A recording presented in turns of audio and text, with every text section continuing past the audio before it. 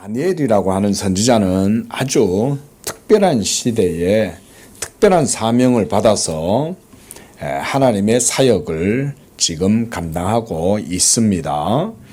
특히 지금은 유다가 바벨론의 포로가 되어서 멸망하고 있는 그런 상황인데, 바로 이런 때에 하나님이 자기의 계시를 이 다니엘과 같은 선지자들을 통해서 나타내 보여주셨다는 거예요. 이 당대에 하나님은 또 여러 선지자들을 통해서도 많은 계시를 나타내 보여주셨죠. 에스겔 선지자, 또 예레미야 선지자, 또 이 다니엘뿐만 아니라 또 여러 선지자들을 통해서도 사실은 하나님께서 많은 계시의 내용을 알려주셨어요. 저마다 선지자들이 다른 형태로 사역을 했을지라도 그들이 전한 내용들을 살펴보면 공통적으로 모두가 다 예수 그리스도에 대해서 보여주고 있다는 걸 알 수가 있습니다. 오늘 이제 다니엘도 보면 9절에 보면 옛적부터 항상 계신 그 하나님의 보좌에 앉아 계시는 이분, 옛적부터 항상 계셨다. 바로 이분이 누구냐면 하나님의 아들 예수 그리스도를 말하는 거죠. 바로 이런 형상에 대해서 에스겔도 동일하게 봅니다. 에스겔도 하나님의 보좌에 앉아 계시는 이 그리스도의 형상에 대해서 보여주고요. 또 사도 요한도 이 계시록에서 이 하나님의 아들 그리스도께서 이런 형상을 가지고 계신다는 것을 요한계시록에서도 보여줘요. 그러니까 모든 하나님의 선지자들이 하나님의 아들 메시아의 형상을 봤을 때 그 형상은 다 그들에게 이렇게 보이는 거죠. 그 옷은 희기가 눈 같고 그 머리털은 깨끗한 양의 털 같고 그의 보좌는 불꽃이고 그의 바퀴는 타오르는 불이요. 불이 강처럼 흘러서 그의 앞에서 나오고, 이렇게 바로 이것이 하나님의 아들 메시아의 형상인 것입니다. 자, 우리 요한계시록 한번 볼까요? 그러면 잠시. 자, 요한계시록 1장 13절에서 16절까지 한번 볼게요. 자, 보세요. 시작. 촛대 사이에 인자 같은 이가 발에 끌리는 옷을 입고 가슴에 금띠를 띠고, 14절. 그의 머리와 털의 희기가 흰 양털 같고 눈 같으며 그의 눈은 불꽃 같고 그의 발은 풀무불에 단련한 빛난 주석 같고 그의 음성은 많은 물소리가 같으며 그의 오른손에는 7별이 있고 그의 입에서 좌우에 날선 검이 나오고 그 얼굴은 해가 힘있게 비치는 것처럼 광채가 환하게 비친다, 이 말이죠. 자, 어때요? 9절에 다니엘서 우리가 오늘 읽었던 7장 9절에 나타나는 묘사와 유사하죠. 예수님이 이런 형상을 가지신 거예요. 그래서 다시 다니엘서 이 9장의 내용을 보면 옷의 희기가 눈 같고 머리털은 깨끗한 양의 털 같고 보좌는 불꽃이고 그의 바퀴는 타오르는 불이고, 유사하잖아요. 이렇게 보이는 거죠. 자, 바로 앞에 에스겔서도 한번 볼까요? 자, 에스겔서에서도 그리스도의 형상이 보입니다. 자, 1장 26절에서부터 한번 읽어볼게요. 바로 앞에 에스겔서 1장 26절. 자, 시작. 그 머리 위에 있는 궁창 위에 보좌의 형상이 있었는데 그 모양이 남보석 같고 그 보좌의 형상 위에 한 형상이 있어 사람의 모양 같더라. 내가 보니 그 허리 위의 모양은 단 쇠 같아서 그 속과 주위가 불 같고 내가 보니 그 허리 아래 모양도 불같아서 사방으로 광채가 나며 그 사방 광채의 모양은 비오는 날 구름에 있는 무지개 같으니 이는 여호와의 영광의 형상의 모양이라. 내가 보고 엎드려 말씀하시는 이의 음성을 들으니라 그랬습니다. 이 그리스도의 모양을 이렇게 보여주는 거죠. 자, 이번에는 8장 2절에서 4절까지 에스겔서 8장 2절에서 4절 시작. 내가 보니 불같은 형상이 있더라. 그 허리 아래 모양은 불같고 허리 위에는 광채가 나서 단 쇠 같은데 그가 손 같은 것을 펴서 내 머리털 한 모숨을 잡으며 주의 영이 나를 들어 천지 사이로 올리시고 하나님의 환상 가운데에 나를 이끌어 예루살렘으로 가서 안뜰로 들어가는 북향양 문에 이르니 거기에는 질투의 우상 곧 질투를 일어나게 하는 우상의 자리가 있는 곳이라. 이스라엘의 하나님의 영광이 거기에 있는데 내가 들에서 본 모습과 같더라. 들에서 본 모습, 아까 우리가 1절에서 에스겔서 1절에서 읽었던 그 형상이 이제 8장 2절에 있는 이 형상하고 똑같은 분이죠. 바로 이분이 누구냐면 예수님을 말하는 거예요. 예수님. 그래서 이렇게 선지자들마다 하나님께서 그리스도를 나타내 보여주시는 거예요. 자, 이런 그리스도의 형상이 여러분 그 이전에 이사야 선지자에게서 이 정도까지 드러났습니까? 그 이전에 이사야서를 우리가 봤잖아요. 이사야서에서도 이사야가 하나님의 영광을 체험하기는 하죠. 그렇죠? 그래서 화로다 나여 망하게 되었도다 이러면서 여호와의 영광을 보고는 이 이사야 선지자도 막 죽을 사람처럼 벌벌벌 떨면서 내가 하나님을 배웠으니 이제는 내가 죽을 것이다 이러면서 그 하나님을 봤다고 그랬잖아요.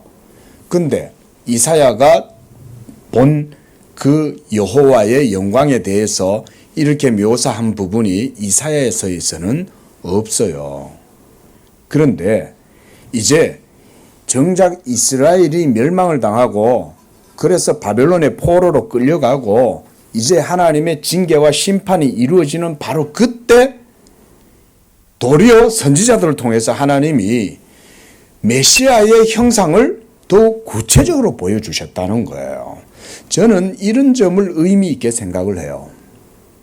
왜 하필 이스라엘이 멸망을 당하고 있고 패망하고 그래서 바벨론의 포로로 끌려가고 있는 이런 비참하고 절체절명의 상황 속에서 하나님은 더욱더 구체적으로 하나님의 보좌에 앉아 계시는 그 예적부터 계시니 그분에 대해서 보여주셨는가 그 말인 거예요.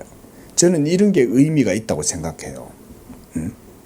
자, 우리가 늘 말씀드리듯이 하나님의 계시는 역사의 발전, 역사의 과정 속에서 어떻게 한다 그랬어요? 점차적으로 발전하고 확대된다 그랬죠. 그렇죠? 점진적으로 프로그레시브하게 발전되는 거예요. 넓어져 가는 거예요. 이게 점점 넓어지다가 언제 그 클라이막스에 도달합니까? 언제라고 그랬어요? 그렇죠. 예수 그리스도의 성육신의 사건에서 이 모든 하나님의 계시가 거기에서 딱 엔딩, 정점에 도달하는 거예요. 그래서 점진적인 하나님의 계시의 발전의 역사는 목적이 있어요. 그 지향점이 있어요. 그 목적이 뭐냐면 예수 그리스도의 성육신이에요. 성경이 이걸 보여주는 거예요. 자, 한번 질문해 볼게요. 하나님의 영원한 말씀이 이 모든 세계를 창조하셨어요. 그렇죠? 이거 믿으시죠? 그런데 이 영원한 말씀이 역사 가운데 들어온다면 이거는 어떤 사건이에요? 전무후무한 우주적인 사건이죠. 맞잖아요. 그렇죠? 모든 세계를 창조했던 그 말씀이 역사 가운데 들어와서 자기를 드러내시는 거예요. 이거는 우주적인 사건이죠. 단 한 번 있을 우주적인, 그래서 하늘과 하늘에 있는 모든 천사들도 이 사건은 놀라운 사건이죠. 왜냐하면 영원한 하나님의 본체의 형상이신 그 말씀의 영광이 이 비천하고 낮고 낮은 미천한 인생들 속에 무엇으로 자기를 나타내셨다고요? 성육신의 사건을 통해서. 그래서 말씀이 육신이 되심으로 그 육신이 되신 그리스도의 인격이 이제는 우리들 가운데 임마누엘로 나타나신 거잖아요. 언제 그 일이 일어났어요? 언제 그 일이 이루어졌어요? 2000년 전에. 그렇죠? 누구를 통해서? 예수 그리스도의 인격을 통해서. 그러니까 이 성육신 사건이 우주적이고 전무후무한 사건인 거예요. 지금 무슨 얘기를 하냐면요. 왜 하필 다니엘의 시대 때 이사야보다 그 이전 선지자들보다 더 구체적이고 분명하게 이 하늘 보좌의 우편에 계신 하나님의 보좌의 영광의 광채가 되시는 그 여호와의 형상이 구체적으로 드러나게 되었냐 이 말인 거예요. 제가 늘 선지서를 강의하면서 이 부분을 강조하는 이유가 있어요. 우리가 선지서를 이해할 때 이런 하나님의 구속 계시의 관점을 이해하지 못하면 이게 전체적으로 이게 맥락이 보이지 않는 거예요. 그냥 읽고 이런 건가 보다. 이 속에 느부갓네살이 꿈에서 본 그 신상은 바벨론과 메대와 파사와 그리고 헬라 제국과 로마를 얘기하는 건가 보다. 그게 그거 상징이구나. 오늘 4마리의 짐승이 나오는 것도 바로 그 4개의 제국에 대해서 보여주는 거구나. 뭐 이 정도만 이해를 하면 그럼 넘어가면 끝나버려요.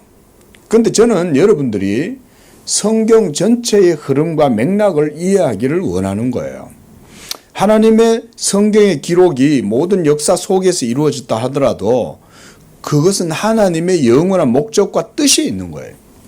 그렇기 때문에 오히려 이스라엘이 멸망의 상태에 있고 하나님께 징계를 당하고 있는 이런 상황 속에서도 하나님은 누구의 일을 하신다? 자기의 일을 하고 계시는 거예요, 지금. 이걸 우리가 주목하자는 거예요.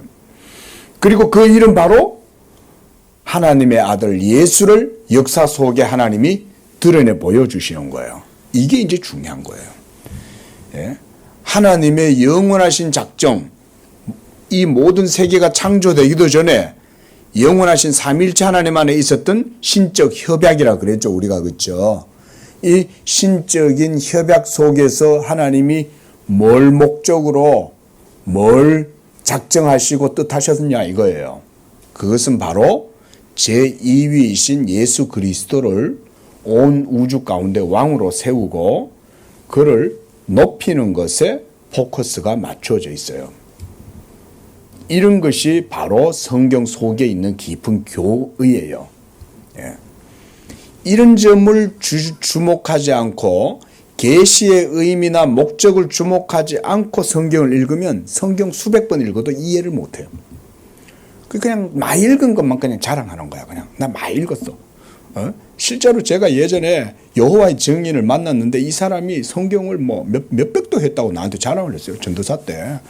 내가 성경을 많이 읽었는데 그래 여호와의 증인가 있냐? 그런 얘기를 했던 게 생각이 나요. 인천에서 전도하다가. 근데 그렇잖아요, 여러분. 생각해 보세요. 예? 그렇게 성경을 많이 읽어도 이해를 못하면 안 되는 거죠. 하지만 성경 전체의 기록 목적은 누구를 나타내며 있어요? 예수님을 나타내는 데 있죠. 예수님 자신도 그렇게 말씀하셨잖아요. 그죠?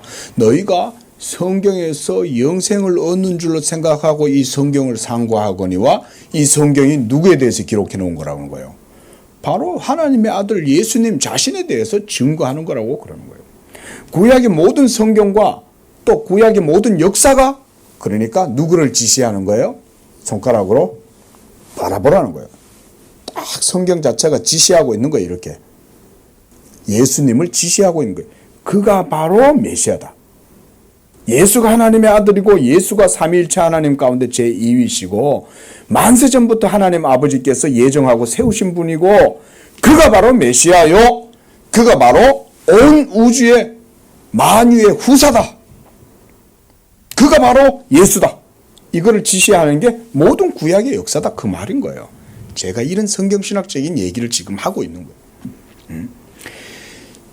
지금 다니엘이 7장에서 새로운 꿈을 꾼 거예요. 근데 이 꿈은요, 사실은 7장에 와서 벨사살 이후에 꾼 건 아니에요. 학자들의 이 주장에 의하면 이미 다니엘이 느부갓네살 왕의 꿈을 해석해주고 그러할 때 벌써 하나님께서 다니엘에게 이런 장차 있을 일들에 대해서 보여주셨다라고 해석하는 경우가 많은데 저도 그것이 합당하다고 생각을 해요. 그리고 벨사살 이후에 지금 이제 벨사살이 죽임을 당했죠. 그죠? 그리고 정권이 바뀌었어요. 다리오 왕으로. 그러고 난 다음에 이제 이 내용이 7장부터 이제 들어가 있게 된 거예요. 그러니까 시대별로 보면 이미 이 꿈은 벌써 다니엘이 앞에서 꾼 거예요. 그리고 그저 7장에 이 내용이 들어왔을 뿐이다. 이렇게 생각을 하면 되겠죠. 자, 그 꿈 내용이 뭐냐면 역사를 주관하시는 하나님이 이제 느부갓네살 왕에게 보여준 그 네 시대 있죠. 머리는 금신상은 그 누구를 보여주는 거예요? 바벨론이고 바로 그 금머리는 느부갓네살 왕을 말하는 것입니다. 이렇게 다니엘이 해석을 해 주었어요. 그렇죠? 그 다음에 어깨하고 가슴은 무엇으로 됐어요? 은이죠. 그죠? 그 은은 왕보다 못한 왕이 그 다음에 일어나서 바벨론을 정복하고 다스릴 겁니다. 그게 바로 메디아와 페르시아를 얘기하는 거예요. 그 페르시아에서 이제 고레스 왕이 일어나서 이스라엘 백성들을 다시 본국으로 다 돌려보내죠. 그런 다음에 헬라 제국이 다시 일어나서 이번에는 페르시아를 무너뜨리죠. 그런 다음에 로마가 다시 또 일어나게 되죠. 이런 것들을 보여주는데 오늘 본문에 나오는 이 네 짐승들이 나와요. 그래서 3절에 보면 큰 짐승 넷이 바다에서 나오는 거예요. 자, 여러분 이게 지금 다니엘이 꿈 속에서 받는 환상이죠. 뇌리 속에서 받는 환상이에요. 그러나 이것은 기본적으로 심볼, 그렇죠? 상징인 거죠. 그렇죠? 상징인데 하나님이 장차 일어나게 될 역사 속에서의 일들을 다니엘에게 꿈을 통해서 보여주는 거잖아요. 그러니까 상징적인 기법으로 장차 일어나게 될 역사의 모든 일들을 다니엘에게 하나님이 보여주고 있는 거죠. 자, 네 짐승, 이것은 앞에서 느부갓네살 왕의 꿈에 나타난 금신상, 그 다음 은, 그 다음 구리, 철, 이런 형태로 이해를 하면 돼요. 그리고 첫째는 사자와 같고, 또 둘째는 곰과 같고, 또 셋째는 표범과 같고, 넷째는 뭡니까? 넷째 짐승은 7절에 보면 넷째 짐승은 무섭고 놀랍고 이러면서 쇠로 된 큰 이가 있고 목고 부수고 나머지는 발로 밟고, 이걸 이제 그래 따지면 마지막 쇠의 단계에 있었던 로마라고 이렇게 이제 볼 수 있는 거죠. 자, 그래서요. 먼저 이 2절에 보면 밤에 환상을 보았는데 하늘에 네 바람이 큰 바다로 몰려 불었다 그랬어요. 여기에서의 바람은 뭐 저마다 주석가들의 해석이 있긴 하지만 기본적으로는 하늘에서 바람이 불었잖아요. 그러니까 이것은 하나님의 섭리라고 보는 거죠. 하늘에서 부는 바람이잖아요. 뭐 바람이 땅에서는 안 붑니까? 그렇죠? 지금도 태풍 카눈이라는 태풍이 지금 막 올라오고 있지 않습니까? 그런데 이 역사의 경랑이 일으키는 것은 하늘에서 바람이 불어서 나타나는 거예요. 그래서 내바람이란 말은 이건 뭘 의미하냐면 통합적인 것을 얘기하죠. 동서남북에서 다 불려오는 바람인 거예요. 이것은 하나님의 통치와 섭리를 보여준다고 생각을 합니다. 이렇게 해서 이 내바람이 하늘의 섭리를 통해서 역사 가운데 불러일으키는 큰 힘이라고 할 수가 있어요. 그래서 이 바람 때문에 바다에 큰 경랑이 일어나는 거예요. 파고가 일어나는 거예요.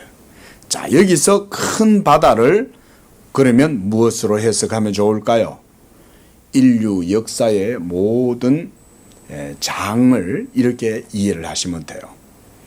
그렇게 해서 하나님의 나라가 세상의 시공간 역사 속에 불어닥치게 될 때 세상이라고 하는 바다에는 큰 파고가 일어나서 그 속에 있는 모든 죄악된 세력들이 막 놀라겠죠. 그렇죠?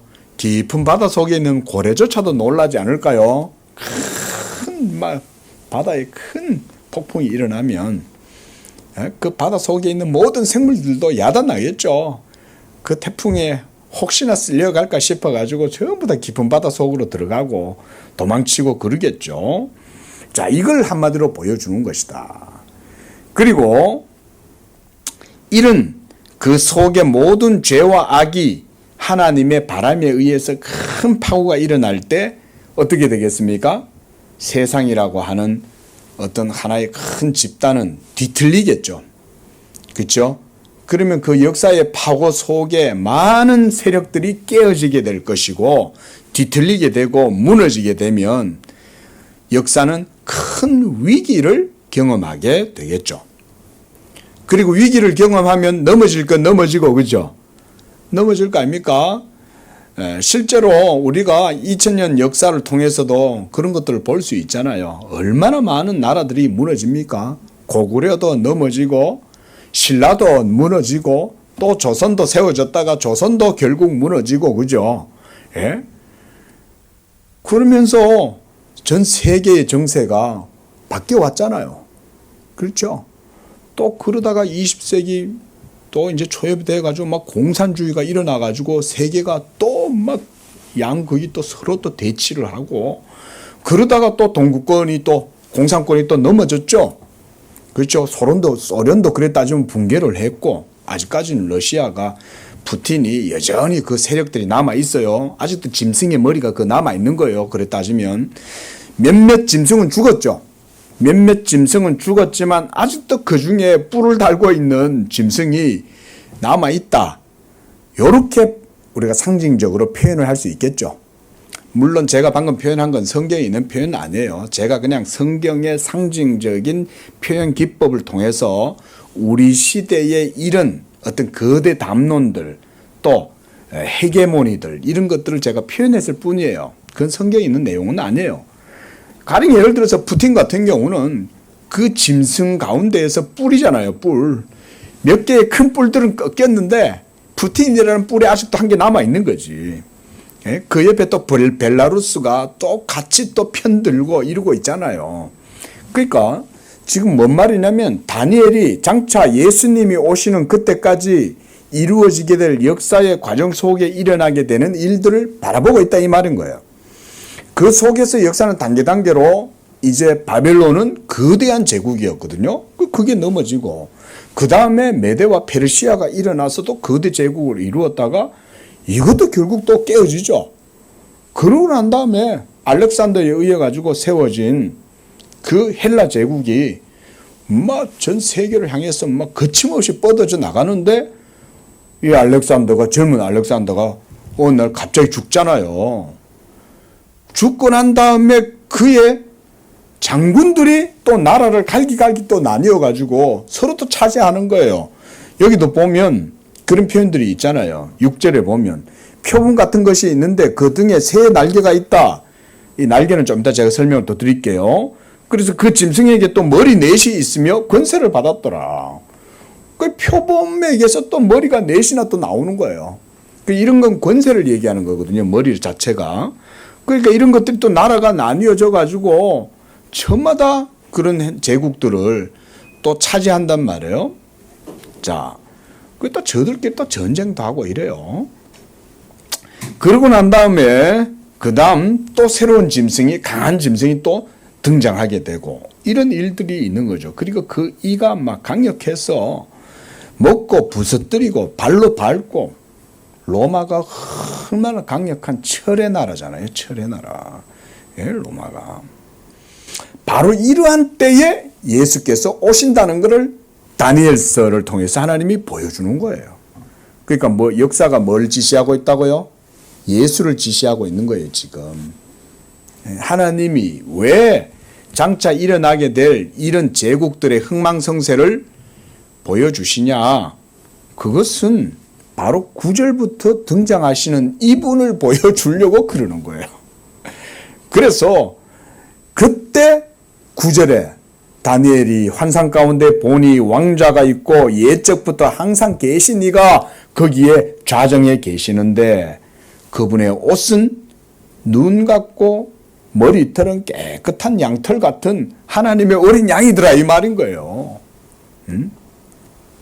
그리고 그 보좌는 불꽃이고 그 바퀴는 타오르는 불이고 불이 강처럼 그 밑에서 흘러서 나오고 이 불이라고 하는 말은 모든 심판의 권세가 예수님께 있다 이 말인 거예요. 예수님의 발밑에서 불이 나오잖아요. 불이 나오면 그 앞에 어떤 것들이 남아나겠어요? 오로지 타지 않을 것만 남아나죠. 그렇죠? 그래서 사도 바울도 그런 표현을 썼어요. 누구든지 집을 지을 때 그 위에 각기 어떻게 지을 것인지 조심해라 그랬어요. 우리 양재교회도 지금 하나님의 집을 짓고 있는 거예요. 그래 따지면. 근데 여기다가 뭐 인간적인 자풀이나 나무라든가 이런 걸 갖다가 여기다 지어놓으면 나중에 하나님의 심판의 불이 여기에 임하면 어떻게 되겠어요? 그런 것들은 타겠죠. 그래서 불의 공력이 시험한다 그랬어요. 사도들도 그죠? 불의 공력이 시험할 때 타지 않는 건 어떤 거에 안 타요? 금과 은으로 한 것들은 타지 않겠죠. 그런 것들을 모두 태우고 시험하고 판단하는 게 바로 이런 그리스도의 영광과 위엄이 그런 일들을 하는 거예요. 그리스도의 발에 있는 그 불이 예수님이 여기 오시면 어떻게 되겠냐 이거예요. 예? 다 탈 거 아니에요. 다 타겠지만 타지 않고 남아있는 것들은 하나님께 칭찬을 받겠죠. 야, 네가 불 가운데서 구원을 받았지만 그래도 네 속에 금이 있었구나 이럴 거 아니에요. 그래도 네 속에 그래도 타지 않는 은이 있었구나. 그 금과 은이 뭘 의미하는 겁니까? 하나님의 심판하시는 말씀 앞에서 온전한 것들이죠. 그렇죠? 예수님이 바로 그런 분을 얘기하는 거예요. 여기서 그분의 발밑에 불이 있다는 얘기는 그분이 바로 심판주라는 거예요. 자, 이런 내용들을 이제 보여주고 있어요. 그래서 이제 이 바람을 통해서 바다가 막 움직이는데 거기에서 뭐가 나와요? 큰 짐승 넷이 그 역사의 현장에서 등장하게 된다 이 말인 거예요. 어떻게 보면 이 하늘의 바람이 불어서 바다를 막 요동치게 하는 거죠. 요동치게 하는 과정 속에서 큰 짐승 넷이 나온다. 이렇게 보는 게 더 정확해요. 만약 하나님이 역사를 뒤흔들지 않았으면 아마 그 속에서 짐승들이 굳이 나올 이유는 없어요. 그냥 그 속에서 막 이렇게 유영하고 다니면서 그냥 그 속에서 왕질하고 살았겠죠. 그런데 하나님이 역사 위에서 역사를 뒤흔들어서 거기에서 이런 제국들이 이제 흥망성쇠를 겪게 하는 거죠. 그래서 이 첫 짐승이 2장에서 보면 2장에 나오는 그 금머리 바벨론을 상징한다고 하겠습니다. 그리고 3절에 큰 짐승 넷이 바다에서 나왔고 그 모양이 각각 달랐다 그랬어요. 자, 앞서 말씀드렸듯이 이 짐승은 바로 느부갓네살의 신상에서 보여주는 네 가지의 제국의 형태라고 이해를 하시면 됩니다. 그리고 이 바람의 역사를 통해서 하나님이 지상의 열국들을 움직이시는 거예요. 그래서 이 경랑의 파고 속에서 큰 짐승 넷이 바다에서 올라오고 서로 다른 모양을 하고 있어요. 그래서 첫째 짐승은 바벨론을 상징한다라고 할 때 이 바벨론이 얼마나 뛰어난 나라였습니까? 그뿐 아니라 우리가 성경에서 알다시피 바벨론이 예루살렘을 포위하고 공격할 때 엄청나게 잔인하게 모든 그 군대를 다 동원해 가지고 엄청난 잔인함과 위용을 드러내잖아요. 그렇죠? 그리고 이 바벨론은 또한 아수르도 멸망시켰죠.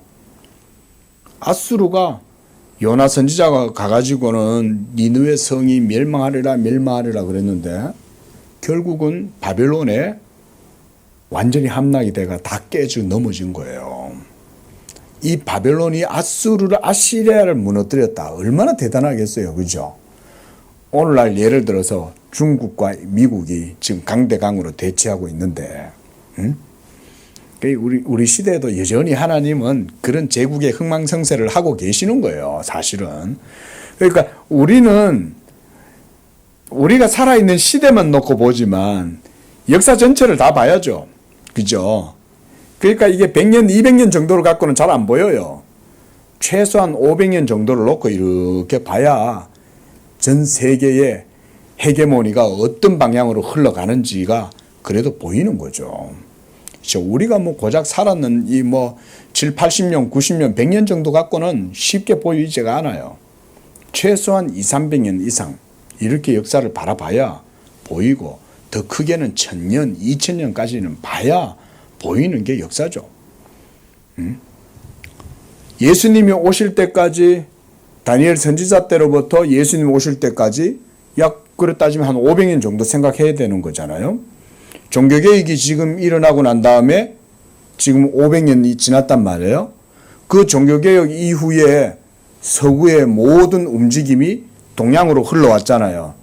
그렇죠? 신대륙을 콜럼버스가 발견하고 그렇게 하면서 이제 영국의 청교도들이 신대륙으로 건너가서 거기에서 정착해서 미국을 세워나갔고 또 그 이후에 이 유럽에서 또 2차 세계대전이 터지고 또 동양에서는 일본이 또 태평양 전쟁을 일으키고 그런 과정 속에서 이 한반도도 점차 문호가 개방되면서 또 일본의 압제를 벗어나고 광복을 맞고 또 한국 전쟁이 일어나고 이런 상황들이 있었잖아요. 그러니까 그런 과정 속에서 복음이 어떻게 흘러가는가를 이제는 보는 거죠. 지금 다니엘은 장차 오실 그리스도를 지시하고 있지만, 그렇죠? 지금 우리는 이미 오신 그리스도가 역사 속에서 그 복음의 말씀을 통해서 어떻게 하시느냐, 우리는 이제 역으로 보는 거죠. 지금도 하나님이 역사하시는데 그것은 바로 자기의 입의 말씀을 통해서 그 일을 하시잖아요. 예수 그리스도의 복음이 바로 하나님의 말씀이죠. 이 복음이 이런 역사의 경랑 속에서 어떻게 흘러가는가를 우리는 이제 보면서 역사의 의미를 찾는 거예요. 한반도에 복음이 떨어져서 얼마나 놀라운 열매를 맺었습니까? 그렇죠? 그렇죠? 만약에 한반도가 일본이 아니었으면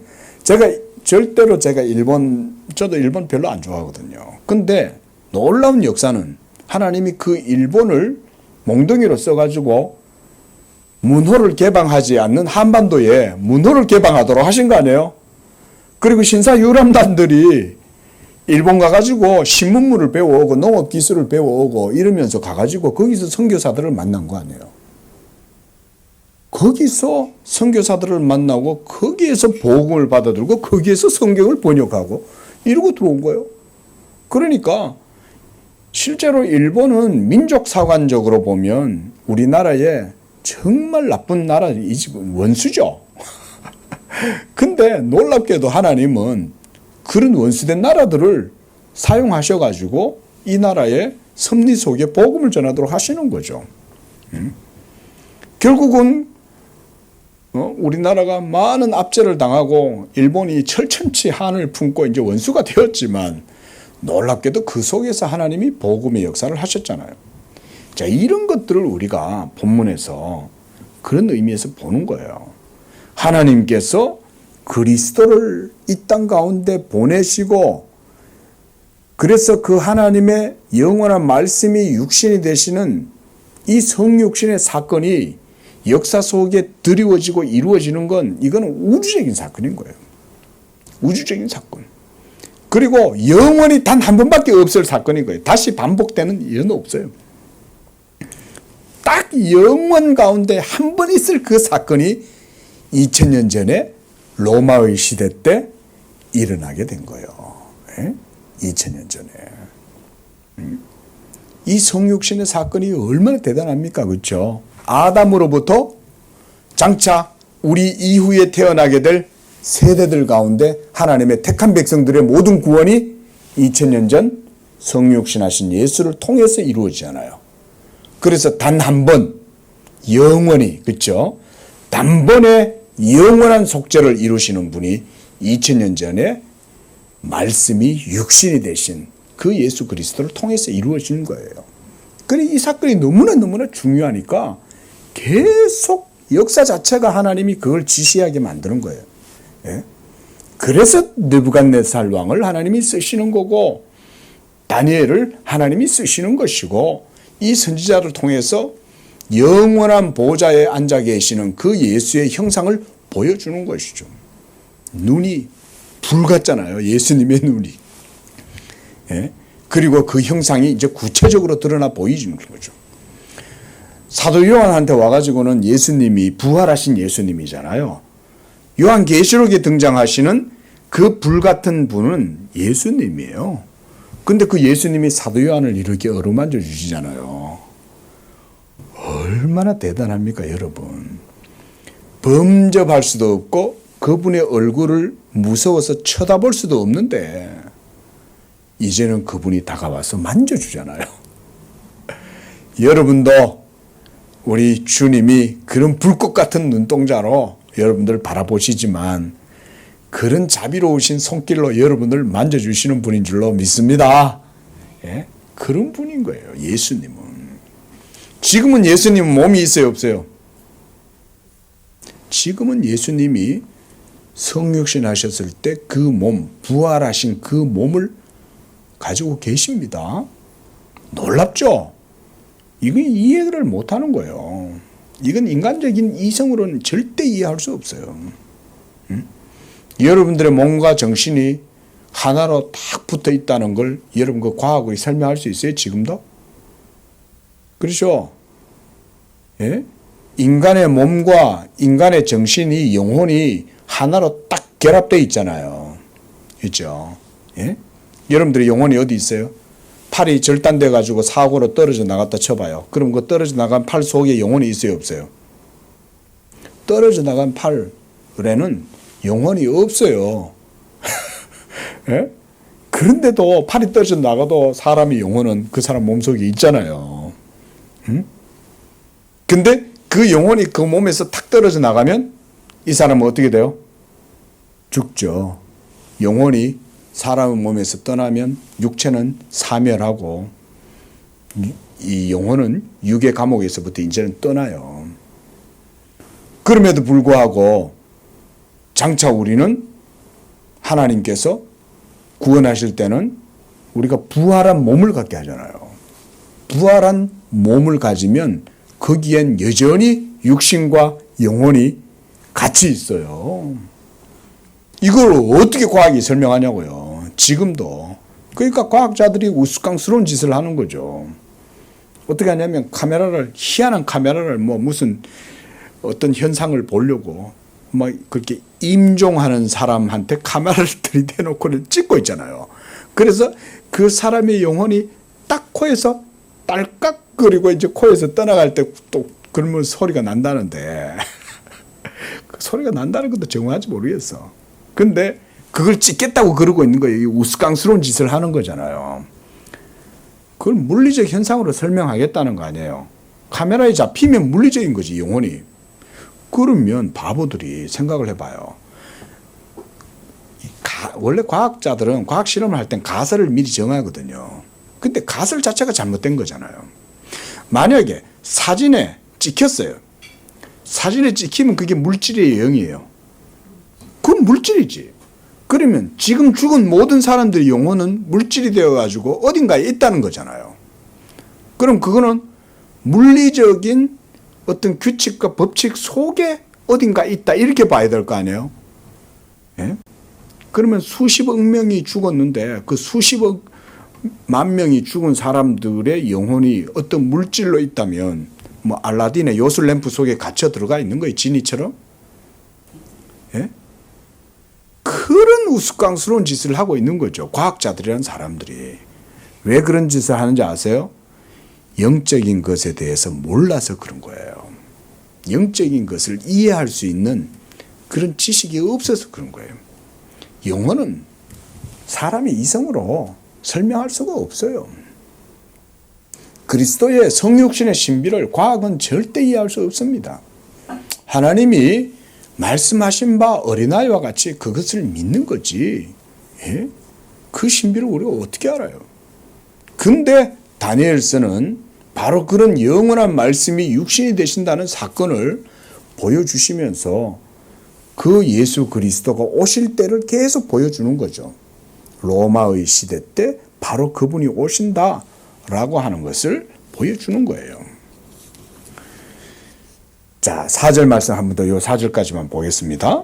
자, 다음 주에 계속 보고요. 첫째는 사자와 같은데 근데 또 뭘 가졌어요? 독수리의 날개를 가졌어요. 야, 예? 여러분 우리말에 그런 말 있죠. 호랑이 등에 날개를 달았다. 이런 말 있죠. 이거 뭔 의미예요? 호랑이면 얼마나 위용이 대단합니까? 그죠? 뭐 산에 날아다니잖아요. 호랑이가. 근데 그런 호랑이가 날개를 달면 어떻게 돼요?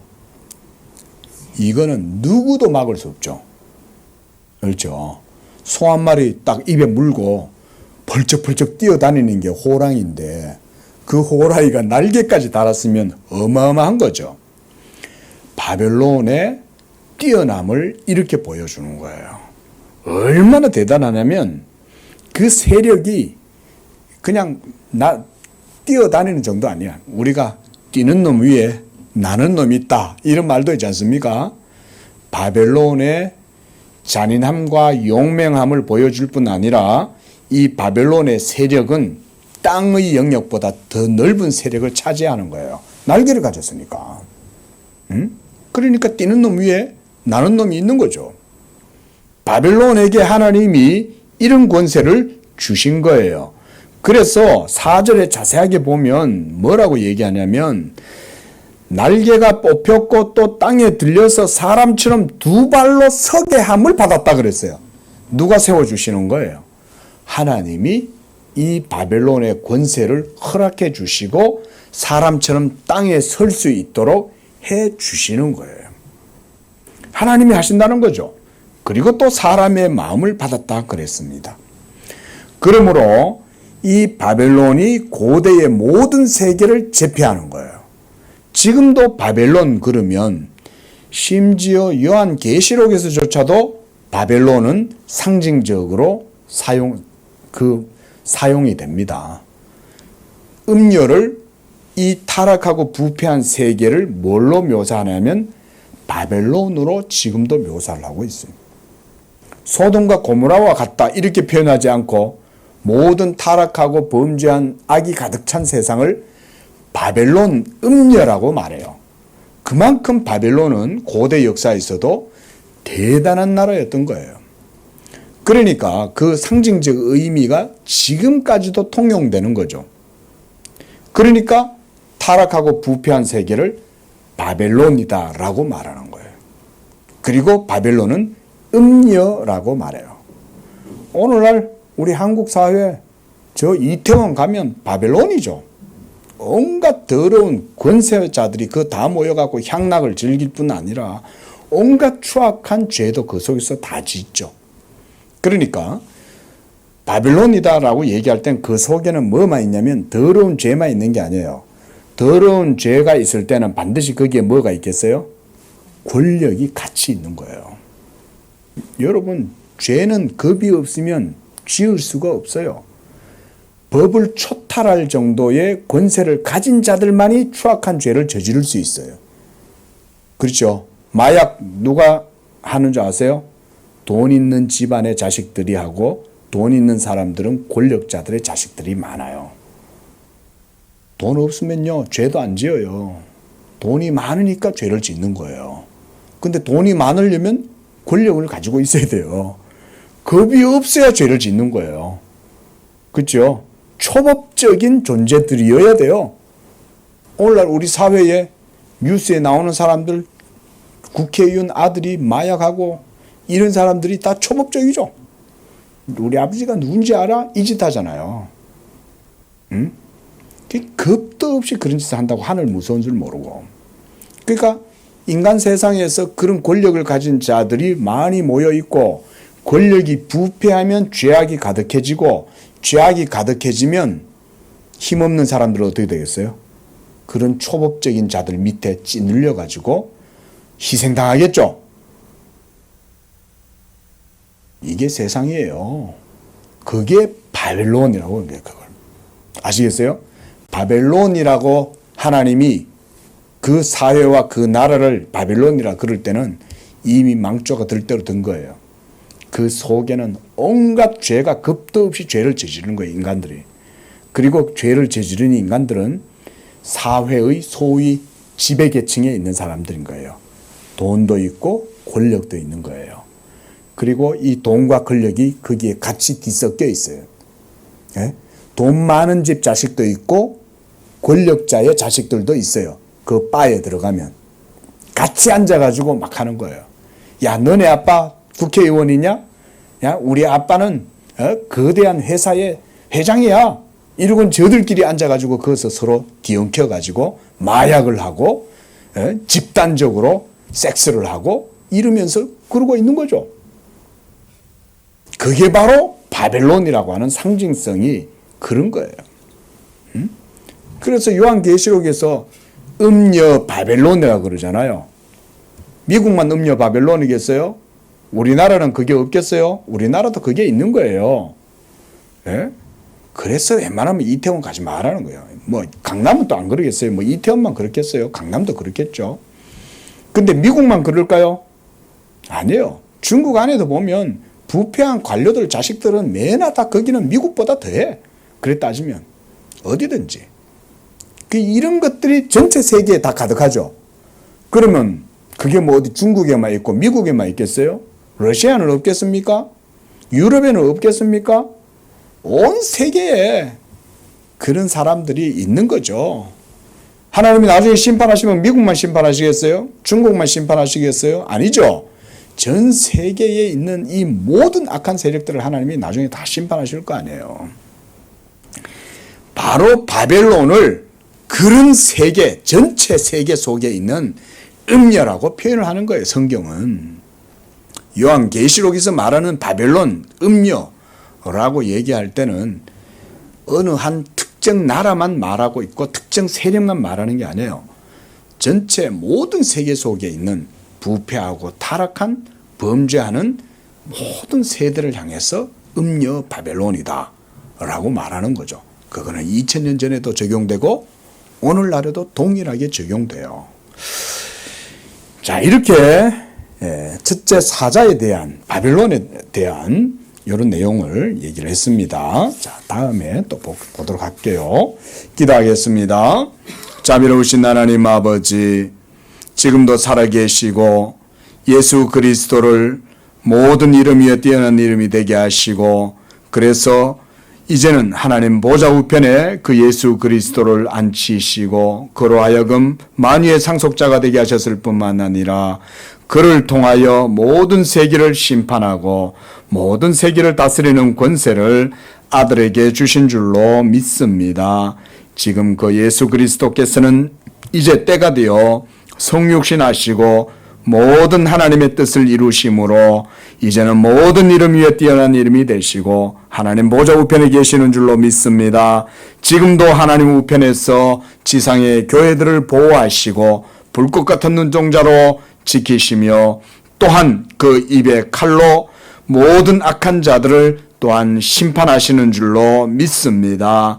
우리 양재교회도 주님 앞에서 늘 불타지 아니하는 그런 공력을 하나님 앞에서 유지할 수 있도록 붙들어 주시고 주님 오셨을 때에 아버지의 양재교회와 모든 성도들이 하나님께 칭찬 듣고 하나님의 심판의 바람 앞에서도 휩쓸려 가지 아니하는 그런 의로운 교회가 되도록 축복하여 주시옵소서.